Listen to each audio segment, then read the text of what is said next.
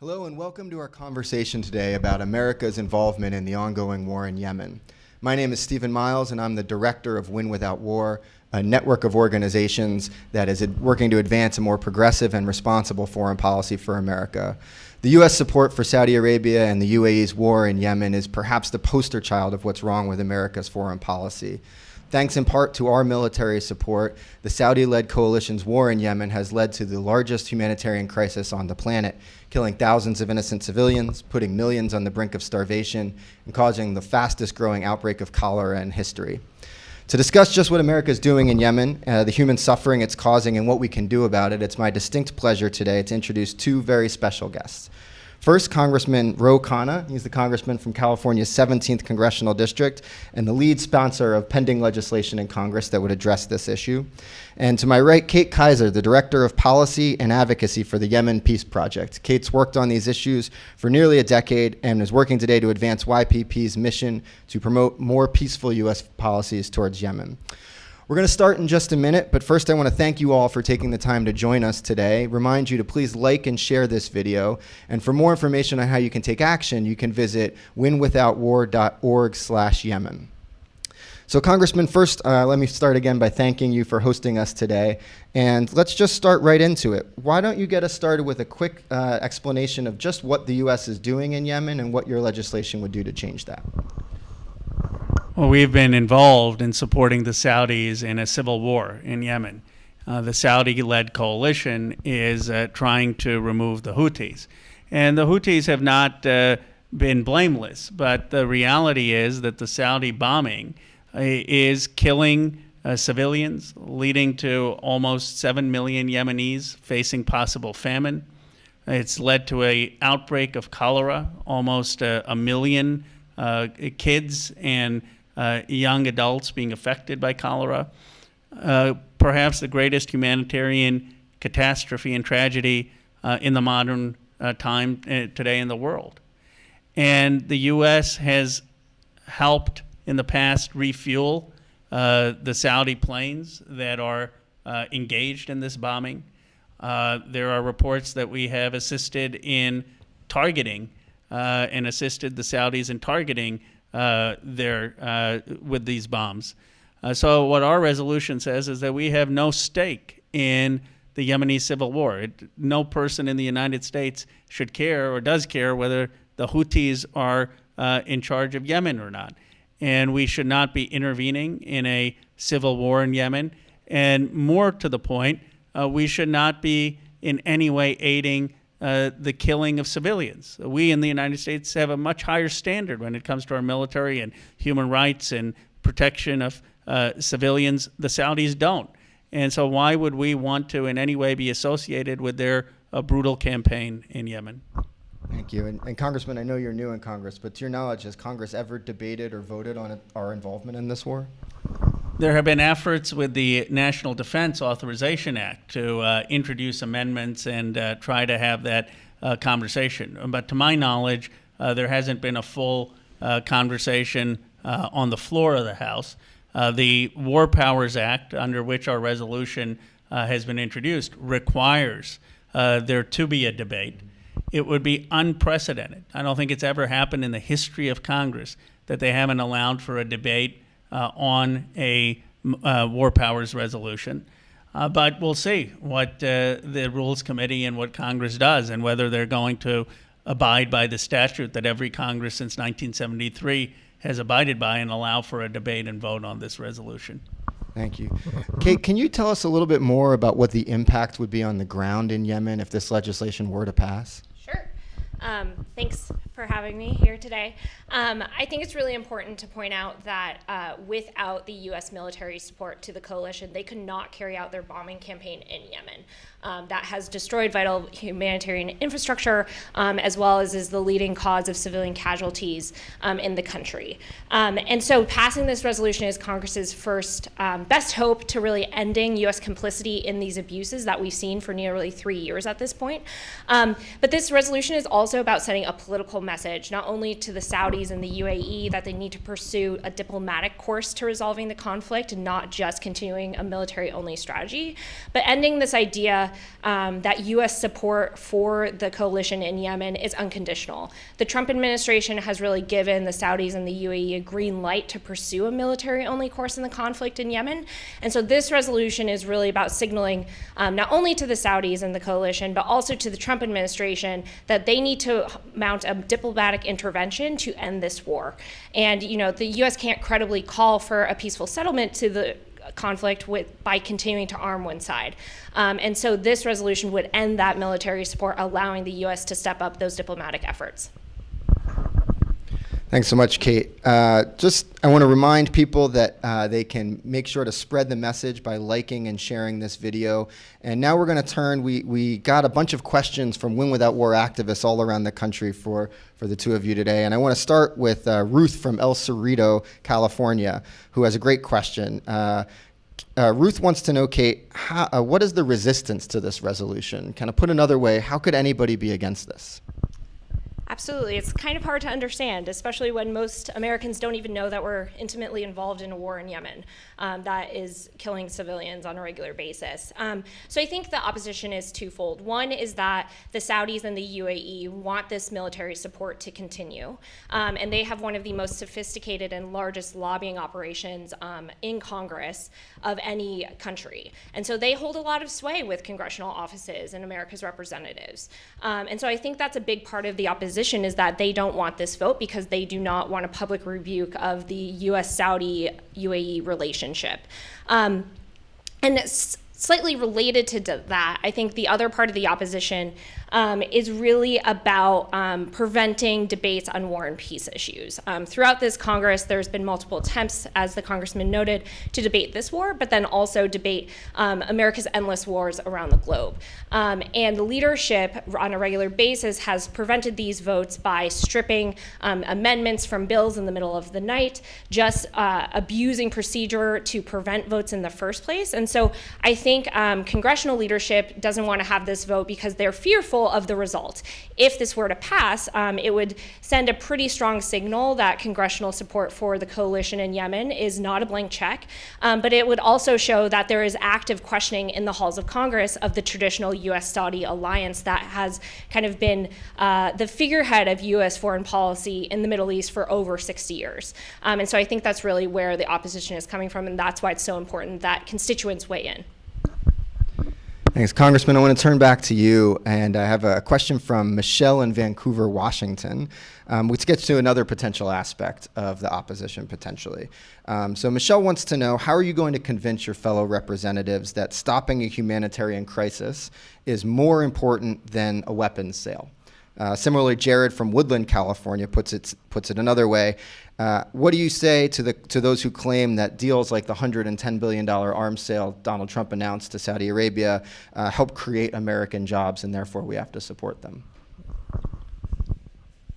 Well, two things. One, the biggest challenge for us is our national security, and we don't want to put American troops in harm's way. We don't want our troops to be attacked when overseas. We've currently got troops in 13 countries in harm's way. When we take interventions like Yemen, where we don't have a national interest stake, we increase the risk for our troops around the world. We perpetuate cycles of violence. We make the United States a target for terrorism in a way that's not making Americans more safe. And there's no amount of money that is worth trading our national security. So this is not just a humanitarian issue. I am motivated because of the concerns of human rights, but there are many Republicans in Congress who view this as a national security issue, that they feel we're overextended. We're in civil wars and conflicts where we don't have a stake, and that we need to have a more realistic approach, a more restrained approach to our foreign policy instead of this interventionism. In terms of the jobs, there are many other ways to create jobs. A $1 trillion investment in new technology jobs and alternative energy and National Institute of Health and Research would do far more in creating jobs in the United States than a $100 billion Saudi deal. It's frankly the Saudi economy that's been fueled by oil and weapons that's an example of exactly how you don't want to create jobs or grow your economy. It's one of the most awful examples of economic growth in the world. And so we have a far more innovative, far more dynamic economy that isn't dependent on these kind of weapon sales. Thanks.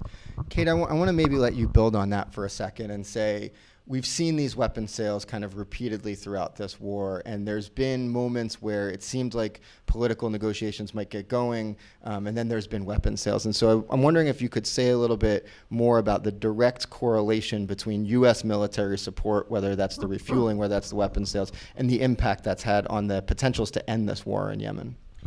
Sure, there's definitely a clear link between ending the conflict as well as the humanitarian crisis. I think, over this past year, we've seen growing opposition in Congress in both the House and the Senate to opposing weapon sales to Saudi Arabia due to their use in Yemen, and also as a part of the fact that this administration, as well as the previous administration, really had no political strategy towards ending the conflict and resolving it.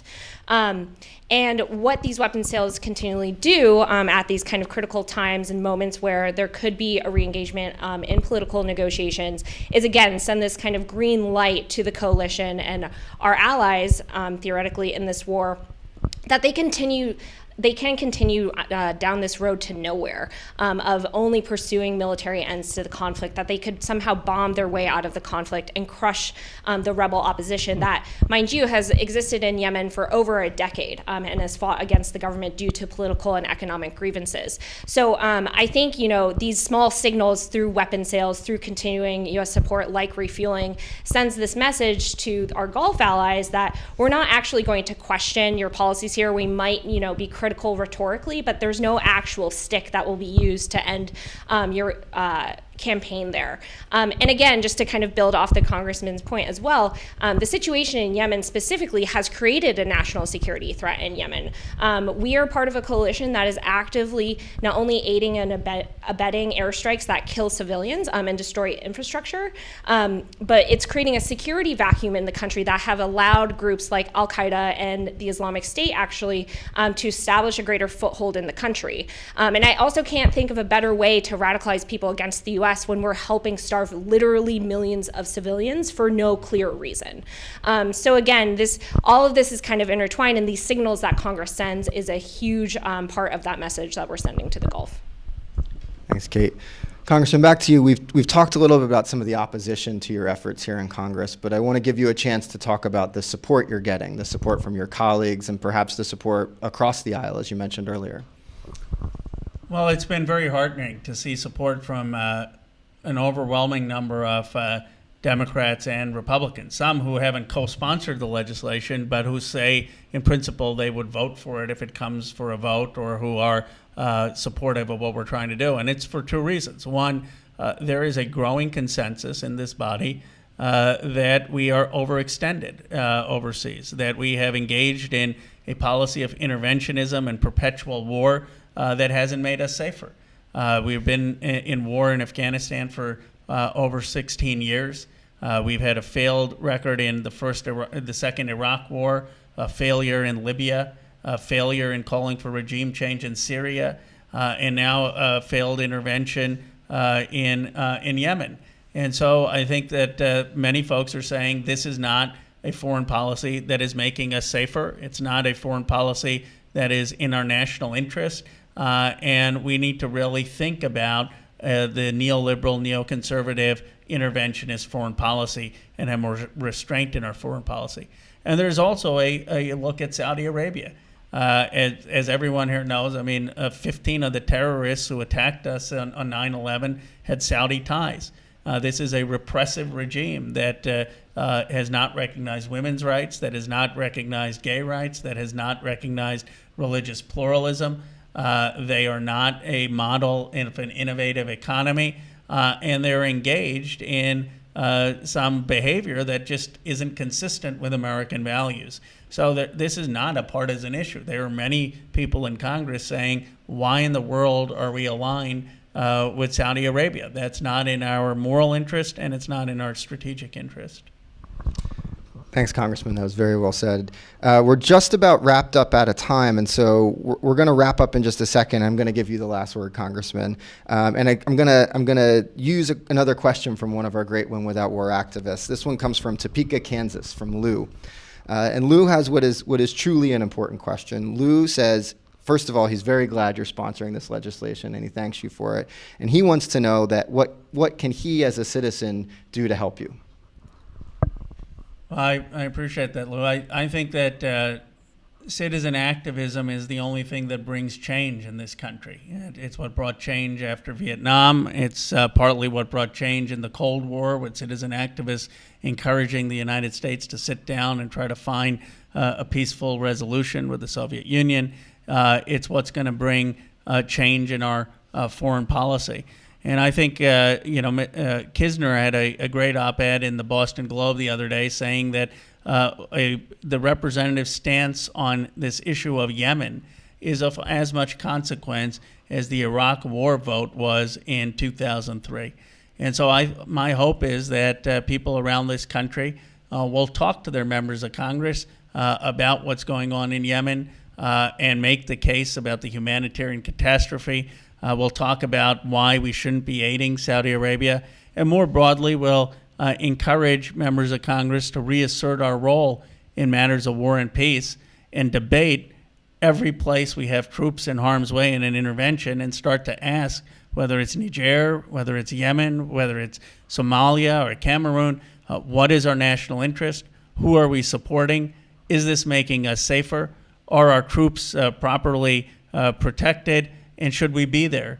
And we really need to be having that debate in the halls of the United States Congress. Thank you, Congressman, and thank you, Kate, for joining us today. And we're going to wrap up here, and I want to add one final word. You heard the Congressman say a couple times that this is Congress's responsibility. This is a foundational issue that the founders of this country gave to Congress, and they did it for exactly the reasons you just heard. It is our ability to have our voices heard as Americans on the most fundamental questions before our country, when and where we go to war. And the only way we can do that is if Congress does its job and weighs in on these issues. The founders gave that power to Congress precisely because they wanted it to be hard. They knew it would be difficult. They wanted us to have a chance to weigh in, to make our voices heard. And they figured that if we couldn't all agree, then it wasn't a good idea to go to war. So we know that something's gotten incredibly out of whack. We're deeply thankful for the Congressman for his efforts to return some semblance, to put the power back where it belongs, in the hands of Congress and in the hands of the American public. And most of all, I want to thank you out there watching this today. Thank you for spreading the news by liking this video, by sharing it. You can make your voices heard at winwithoutwar.org/Yemen. And I want to thank you again for taking the time to join us today.